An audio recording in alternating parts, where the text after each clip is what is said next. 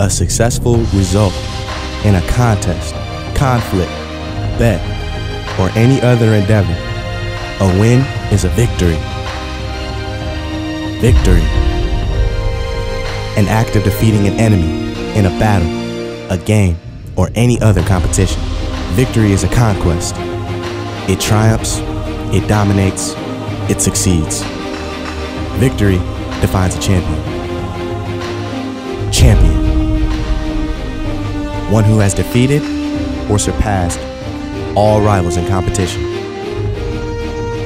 Its etymology transcends from the medieval Latin word campione and is akin to the Old English word kempa, meaning soldier, fighter, and warrior.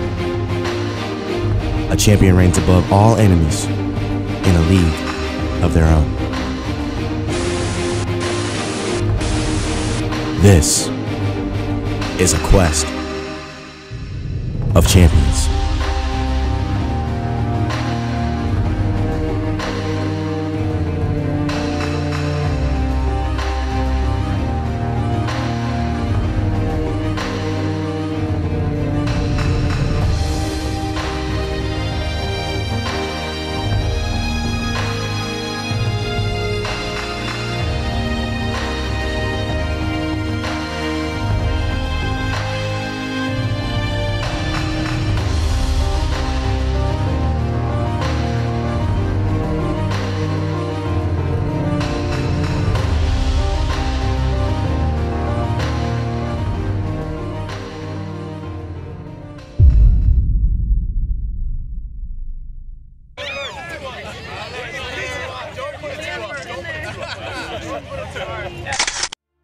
Smiles, accomplishment, that feeling of being the best. This is what you dream about from day one. If the recipe to this success was simple, everybody would be doing it. But it's not. To be a champion, you can't just show up. To be a champion, you can only rely on one thing: preparation. Let me paint the picture for you. In the spring of 2011, the Westminster College men's track and field team struck gold. In an unexpected, yet well-executed campaign, the squad captured their first ever President's Athletic Conference title. The standout performance by the Titans began to raise eyebrows throughout the conference as the motto, "Worst to first," all of a sudden became reality. This wasn't supposed to happen. Westminster's track hadn't been good in ages, but now they were. And all of a sudden, the Titans found themselves with targets on their backs to start the 2012 season. Head coach Tim McNeil knew his hands were full coming into the year. We're trying to justify what went on last year. I really felt last year was, I wasn't sure we were ready to win a championship last year. I thought it was going to happen this year. I thought we were 2 years away, and we ended up winning it last year. And I think this year is, to sum it up in one word, justification. You know, that we're the team to beat, and will be for the years to come, and this is the year to prove it. One way he helped both the men and women's teams prepare for 2012 was a group trip to the Myrtle Beach Invitational over spring break. People back home, first day of workouts today, a little overcast, cloudy, but the rain has cleared out for us, so hopefully we're having a good day. We're heading over to Coastal right now for a quick workout. Hurdlers. We are going to concentrate a little bit more on 400 hurdles today since it's a conditioning. Hurdlers. Hurdles up, we'll get around. The second 250, part of it will be done with hurdles, and then there's 150, so will be done like you're finishing the race, and you will feel tired. All right? Questions? We got it? Everybody understand what's going on here today? We ran 180s, 120s, and 80-yard sprints, and then did some triple jump technique work. What was the funniest part about practice? Probably just Jaja in general. Is that Jaja right there? Yeah, that's Jaja. Jaja in the white shirt is talking right now. Yeah, that's Jaja. What did he do? He's just being himself. He's just a funny character in general. 4th and goal for Team Orlashki. And it looks like Fry's going to take the helm. Phil Fry assuming the quarterback position. Keep everything in front of you. He's the 4th down QB. Fry got time, all the time in the world. Big Poppy on the blitz. He's throwing deep to Tabor. Tabor connects. We got a touchdown. Everybody else is down there. Today, we just got done running the 4x1. Ran a 41.1, or no, I wish we ran a 41.1. Wait, no, did we run a 41.1? 44. I was saying, that would have been a record. All right. Yeah, all right, 44.1. We're trying to get a 41.1. Not only did the vacation get the Titans ready for a fun-packed season, it built chemistry as well. The Myrtle Beach Invitational hosted multiple Division I schools, such as Appalachian State, Liberty, and Wake Forest. The Westminster men held their own. Natty Schramm, Derek Orlowski, and Adam Carswell all finished within the top 10 of their respective events. Meet number 2. The Grove City Invitational, the first conference meet of the year. In the past, this meet had been more of a going through the motions, but not this year. The Titan men picked up right from where they had left off the year before. The biggest standout of the meet was jumper Anthony Thomas, who won the high, long, and triple jump, and for his performance, won PAC Athlete of the Week. The next major meet in the season came during a wet Friday night at Westminster College. Not only did the Titans landslide another victory, but records were broken at the same time. Adam Carswell broke a 50-year-old school record with a time of 49.51 in the 400-meter dash, and Anthony Thomas broke a 38-year-old record with a triple jump of 14.06 meters. All of a sudden, the Titans were becoming the new team to beat inside and outside of their own conference. In their first and only home meet of the season, Westminster brought competition to the next level by hosting a total of 14 schools. On a day that could have been better weather-wise, the Titans still delivered.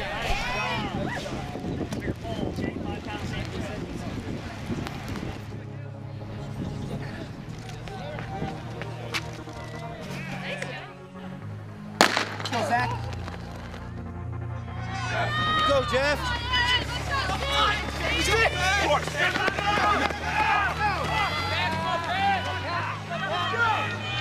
Top performances by J.J. Falteau, Mark Saylor, Anthony Thomas, Adam Carswell, Aaron Sutton, and Ryan Bell resulted in a second-place finish to out-of-conference foe, Alfred College. 2 weeks later, and the time had finally arrived. The granddaddy of them all, the PAC Championships. We've just been getting mentally and physically just ready, prepared to compete to the best of our ability. Not just just exercising and stuff, but feeling out where you are and knowing your limits and knowing your boundaries. Last year's team, we knew that we had capabilities. We knew that we had the ability to beat people, but we didn't realize how much potential we had. This year, I think the team's a lot hungrier to get back to the winner's circle. We know what it's like, we know the feeling of being champions, and we just really want to get back there again. Just dealing with what's going to happen on Saturday, I think that the big challenge now, my main job is making sure everybody's aware of what the weather could be like on Saturday, and making sure that everybody's aware that it's the same for every single person there. There's not a black rain cloud flying over Westminster. It's every single school is going to have to deal with it. And I think the challenge this week is whoever handles the adversity of the weather best will win. We've always scored pretty big at PACs. This year I'm branching out a little bit and doing some triple jumping, hoping to score an 8th place or a 7th place. Just get a couple extra points wherever we can. Realize that this Friday and Saturday is important days for us to just run really hard. You got to book it and just see what happens. Hopefully, just got to go out there and run. Think about it as much as you want, but what it comes down to is when the gun goes off, you're just gonna run as hard as you can.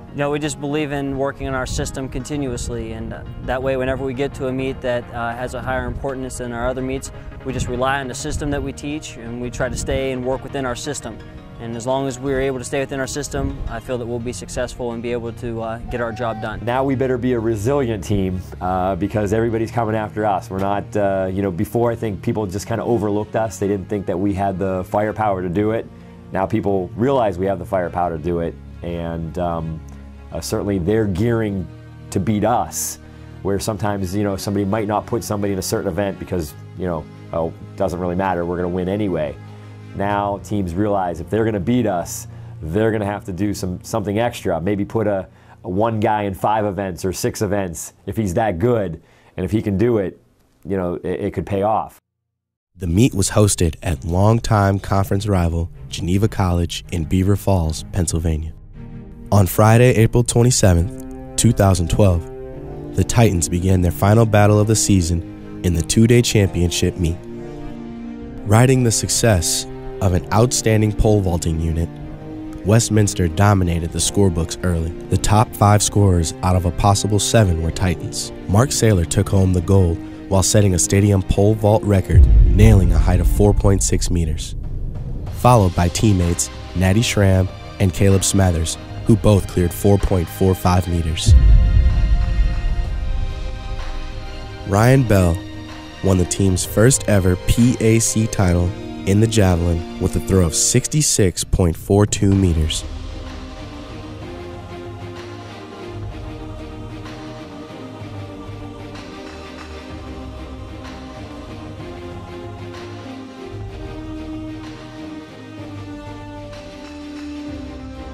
In the 4x100 meter relay, Westminster erased the previous fastest time in team history of 43.31 seconds, set in last year's conference championship. The time of this year's team, a record-breaking 42.62 seconds. The team consisted of Zach Henry, Forrest Mintier, Adam Carswell, and JJ Falteau.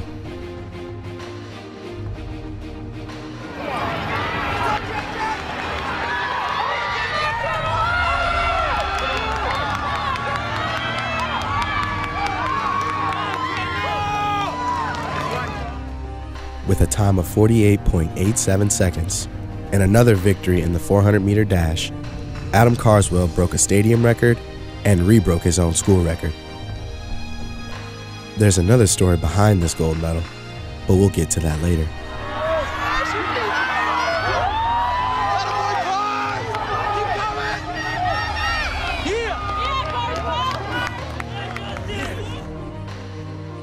Team MVP JJ Falteau finished a nearly perfect meet by taking home the title in both the 100 and 200 meter dashes.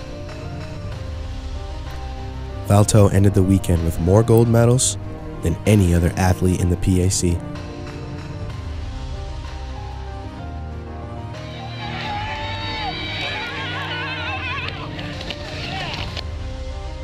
Three Titans placed second in their respective events.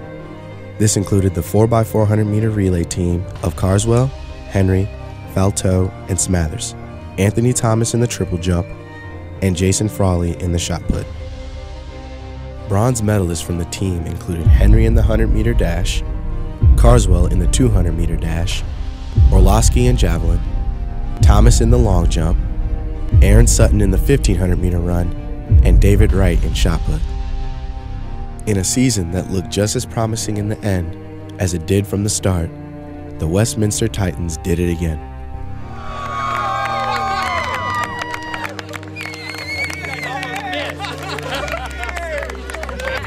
I think my spider sense went off when I saw the camera.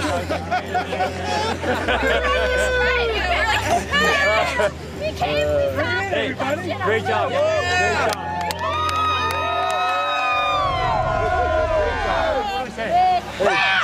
Wait, hey, listen. Hey guys, I'm probably going to get emotional here. But men and women, unbelievable job all year since we started in November. And I know some of you guys did work on your own beforehand. I'm so proud to be a part of this. And so happy all you guys chose Westminster. So, awesome job. Titans on three! Titans on three! 1, 2, 3!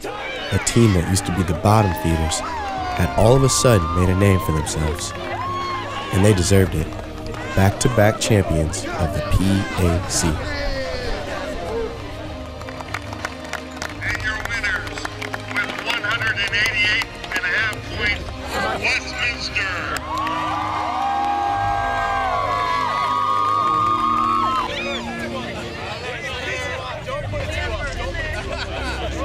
Yeah, you put the 2 of them, you're getting second.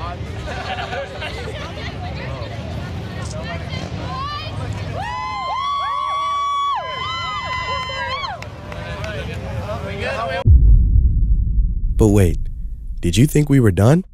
No, no, no, no. What about these athletes? What about their view on things? What about their stories?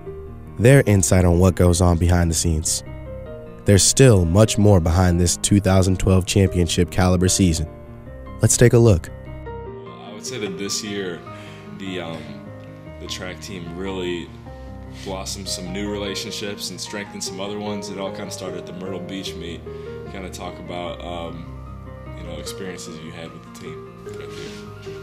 Well, I got an awesome group of guys, including you, Adam, some of the guys we roomed with, and JP and Forrest and Jack and Justin, and it was just awesome because they actually cleaned and they were all really nice, and it was just cool. So, no, seriously though, and even though Carswell made pizza bagels for breakfast every single morning, which is kind of weird, but other than that, like, we got to know each other pretty quick. I mean, unfortunately, I was the guy who had to sleep with the dude every single night, but whatever. Roommates. Rumors spreading around about you and JJ sleeping together a few nights in Myrtle Beach. Could you please enlighten us on that? Well, no comment. I would never kiss and tell, so. I think Johnny's the #1 supporting athlete of our team in the pack, by far. Explain Jaja, the whole thing, because we've been saying Jaja, but we don't have the true story. Okay, here's the story of Jaja. Well, I don't know why I started saying that, but I did this starting this year, and then on spring break it kind of caught on, and we made it into like JJ's alter ego. So JJ himself is like so nice and like really sweet and considerate and everything, and then Jaja is this like jerk that like, you know, he's just mean to everyone, and sometimes Jaja comes out and he says things like really offensive things, just, you know. It hurts when you get goosebumps when you have shaved legs. It hurts. Like, it's like ridiculous. I wouldn't, if I was a girl, I wouldn't shave my legs in the wintertime just because that is that painful. I didn't know, like, no one had ever said that to me. I was like, oh, man. So you don't plan on shaving your legs in the future? No. What do you have to say to the girls around the world that shave their legs? I'd be French. I wouldn't shave my legs. Definitely wouldn't shave my legs. Too much work, and it just hurts. The goosebumps hurt. The goosebumps hurt. It's weird. It's very weird. I don't understand that either. You and Johnny P's bromance. So you gotta kind of enlighten. Okay, well, this is how it usually went every single morning. I wake up and John tell me to go F myself. That's his way of telling me that he loves me. I'm used to it. One night we spooned together, but he was drunk. He doesn't remember any of it, so I took advantage of him. I'm just kidding. Seriously. This is the night before we left, but really, I love John. He's awesome. He's great to live with. He's kind of like our little Speedy Teddy. Speedy Teddy. I was gonna say something a lot worse. Puerto Rican maid, so he's just nice to have around. So like, Jaja. That was Jaja. He's awesome to have around. Yes, it is a bromance, and I know there's a lot of batons in the butt, so that's weird. that's just weird if that's any indication on their bromance. Do you know a lot about the bromance between JP and? I mean, I've seen it from the outside. I don't know any of the details, but there's definitely something going on there. It seems like they're fighting a lot. Well, you know, relationships can be tough and get a little bit jealous.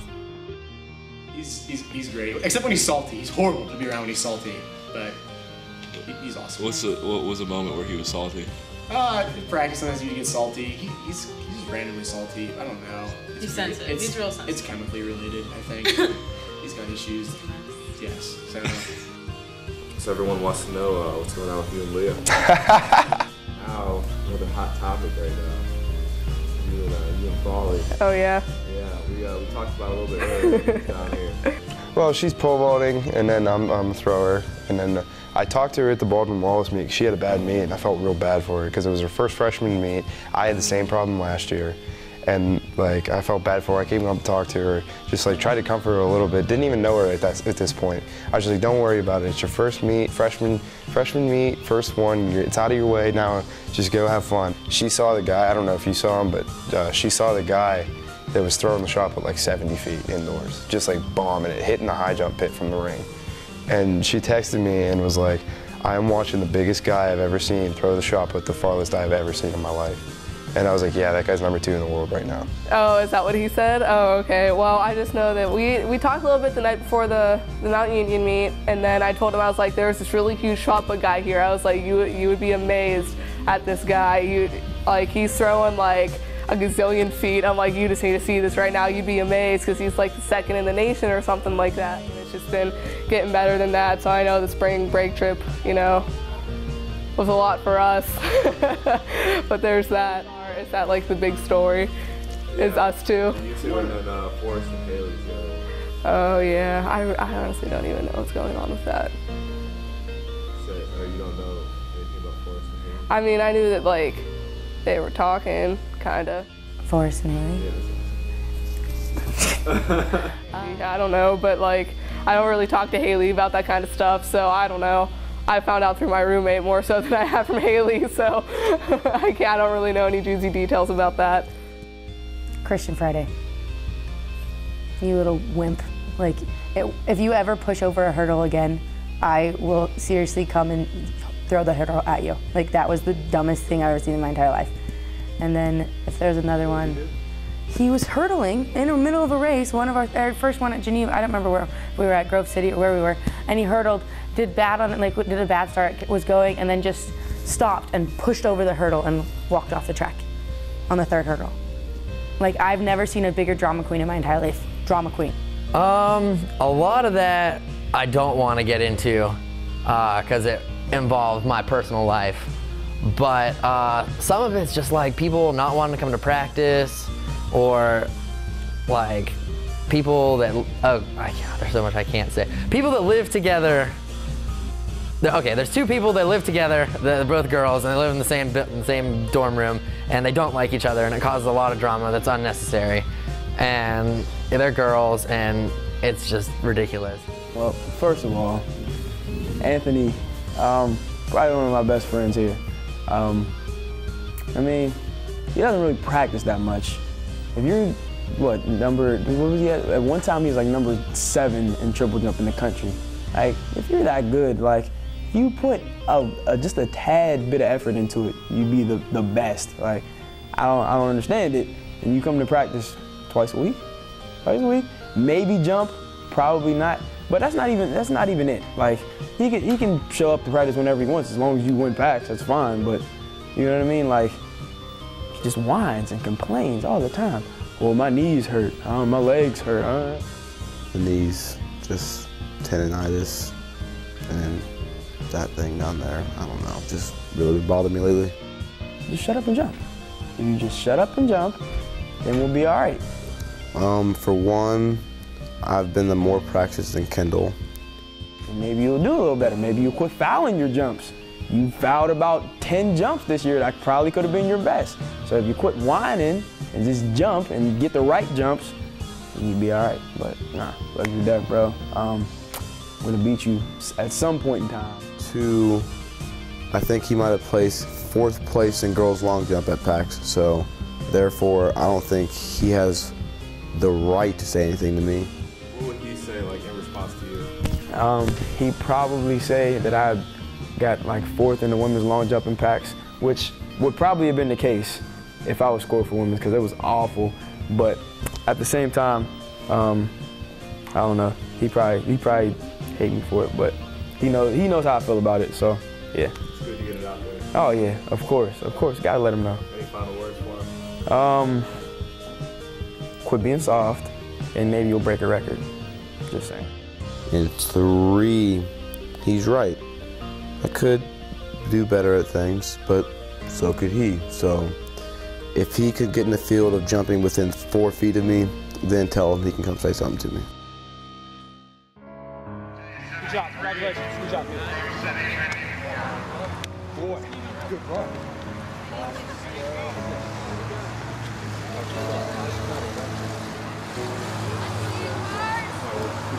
Let's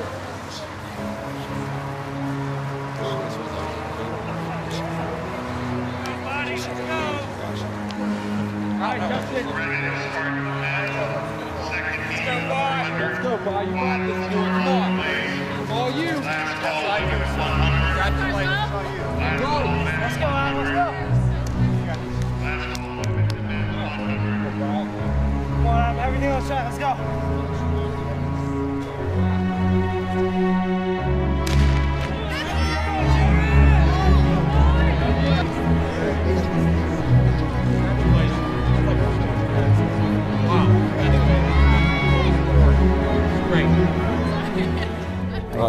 I understand the record has been in the Stewart family for 100 years. As far as we know, Coach Burry thinks it was my grandfather whose record was broken in 1952 by Marlowe Talbert. And I think he's passed away recently. And I got it back in '62. So Grandpa held it 47 years, and I've had it 50 years. And between the two of us, 97 out of the last 107 years. He graduated in 1905. Oh, wow. I went to Mercer High School, and I held their mile record for a couple of years. I ran the mile and a half mile. And the quarter mile was a killer. And my freshman year, I specialized in the half mile. And then I missed 2 track seasons, academic problems. Okay. And came back my junior year, and the first time I ran the 400 or the 440, boy, that's when I set the record. And the previous week, the first meet of the season, they put me in the 100 and the 200 because we were kind of hurting for a sprinter in those days.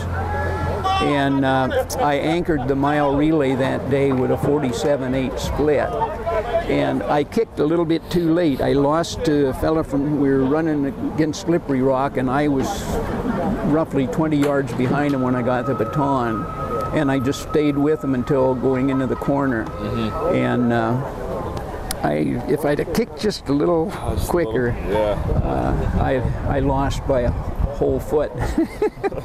I grew to love the quarter, and I figured you're going to suffer in it, so the faster you go, the shorter the time you're suffering, and I hope you've got that attitude. And we don't know what that was. Wow. Grandpa at that time looks like had the 220 record. Wow, some of these records are still pretty good. The running broad jump, 1902. It's better than I've ever jumped. I have the freedom now to do the kinds of things that I loved, all the outdoor. Drive all the way to Westminster. Yeah, I drove back here, which is kind of nuts. But from Wyoming? Yeah. How is it? Central, east, western Wyoming? We're up 50 miles from the east gate of Yellowstone. Cody is named for Buffalo Bill, and it's about 1,800 miles. 3 days? We can make it in 3 days, but we stopped in Omaha. I left my wife there with 4 little grandsons and and our son and his wife. When's the last time you were at Westminster?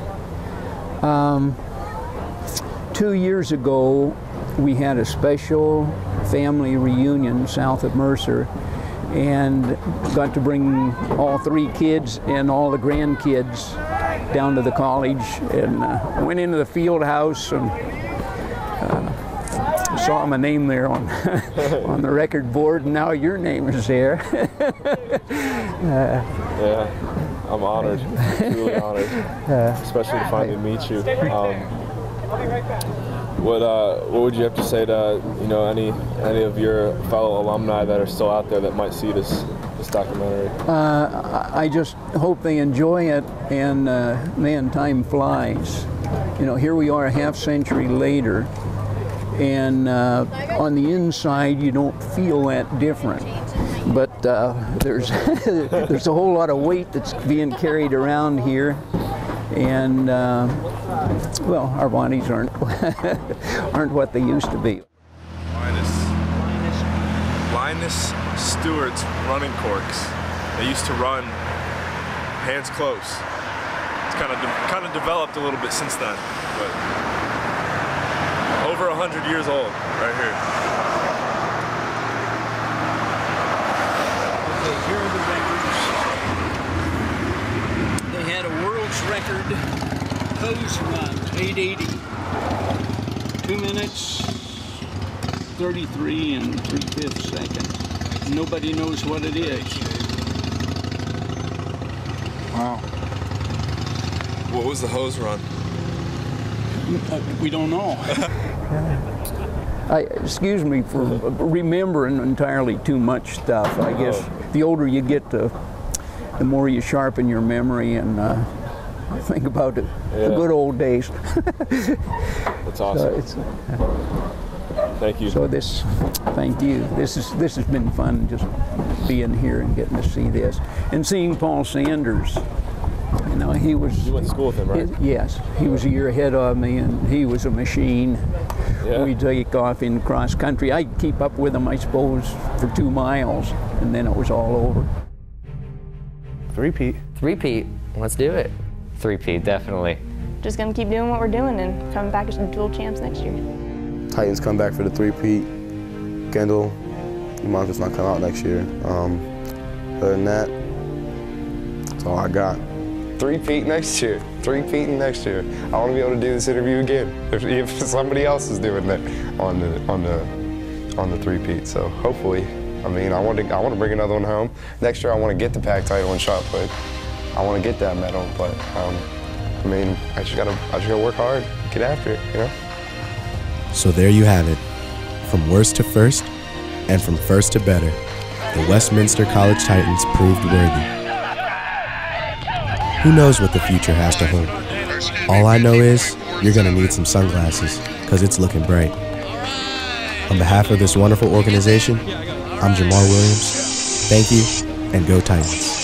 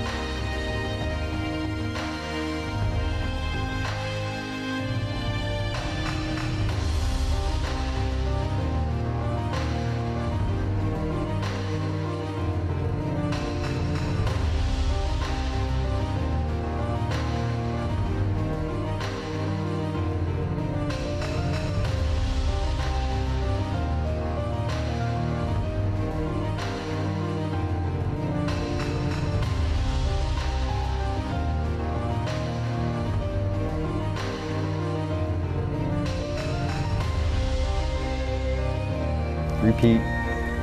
This is a Adam J. Carswell production.